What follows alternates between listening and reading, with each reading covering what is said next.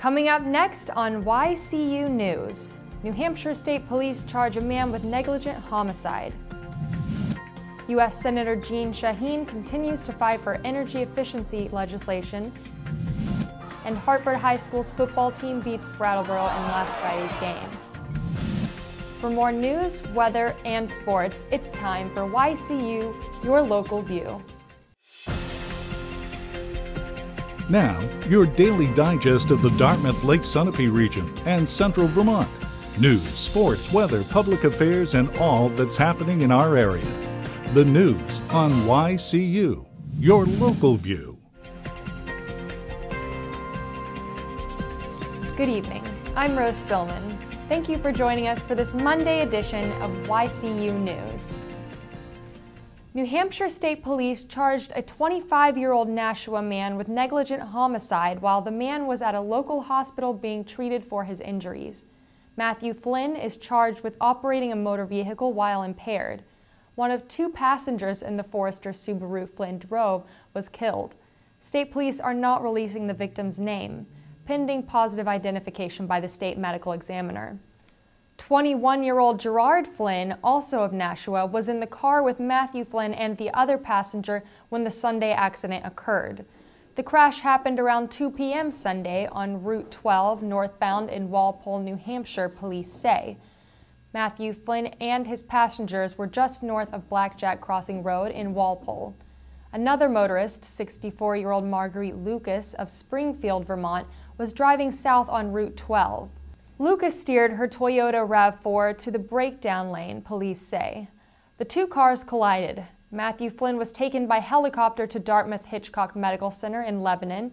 Lucas was taken by ambulance to Springfield Hospital in Vermont. Gerard Flynn also was airlifted to UMass Medical Center in Worcester, Massachusetts.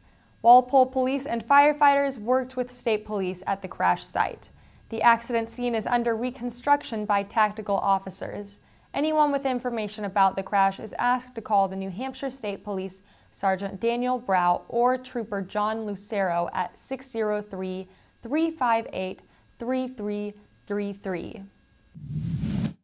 As Claremont moves forward with school building renovations and more small businesses are moving into the city, other developments are underway. Tomorrow night, a meeting by community watch group Independent Citizens United will meet for the third time. The meeting begins at 6 p.m. Tuesday in the Odd Fellows Building. The building is located at 31 Pleasant Street in the city's downtown. The group began as Citizens for a Better Claremont. Its name change reflects how the group will operate. Citizens United will be a community watch group focused on working together and collaborating with local law officials. Collaborating does not mean the group will become a vigilante effort taking police matters into their own hands. Claremont resident Reggie Johnson and business owner Brenda Hanna are the leaders of Independent Citizens United. Hanna says the group wants to make Claremont great again. Since the second meeting, more cemetery vandalism has occurred. Johnson says Tuesday night's meeting will focus on how the group can make its presence better known. U.S. Democratic Senator Jeanne Shaheen says she will continue to fight for passage of energy efficiency legislation. Shaheen and Senate colleague Republican Rob Portman of Ohio have worked since this summer to bring their namesake bill forward. Gridlock in Congress continues, Shaheen notes in a statement. Shaheen says she is disappointed that a small group of senators are delaying action on a bipartisan effort to save taxpayers' money. This help, as the bill outlines, will create jobs and reduce pollution. Now we have the YCU weather forecast for the Connecticut River Valley and Lake Sunapee region. We have a nice sunny week ahead with a high of 64 tomorrow and a low around 43 degrees. Wednesday we have a high of 67 with lows around 45. Thursday and Friday we'll have temperatures in the upper 60s and the weekend will warm up to temperatures around 73 degrees. If you're looking for something fun to do during the week, check out the open mic night in Woodstock from 7 to 9 this Thursday at Artistry Community Art Center. Turning now to high school sports game highlight. Hartford, Vermont high school football fans are breathing easier now that they scored big on their home opener. A big crowd was on hand for Hartford, Vermont's Friday night football game.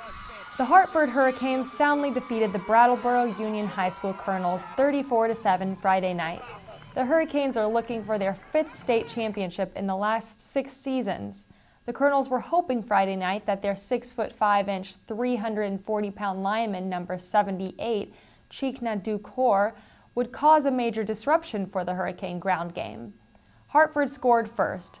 Number 2, Dylan Rice, got the host Hurricanes on the board first with his 13-yard touchdown run. Then, number 20, Patrick Labuda, pushes the Hartford lead to 12-0 with his second touchdown run. Brattleboro remained behind. Late in the first half, with Hartford driving, Brattleboro's Alex Harrison picks off this pass. The score at halftime was 20-0. Later, Brattleboro gets on the scoreboard when number 21, Adam McPhail, dives into the end zone. In the end, Brattleboro's wish to win was not to be. Hartford won the game 34-7. Hartford will face BFA St. Albans next Friday. Brattleboro drops to 1-3 and will take on St. Johnsbury Academy next Saturday. Stats for both teams include, for Hartford, Patrick Labuda, 17 carries, 146 yards, 3 touchdowns.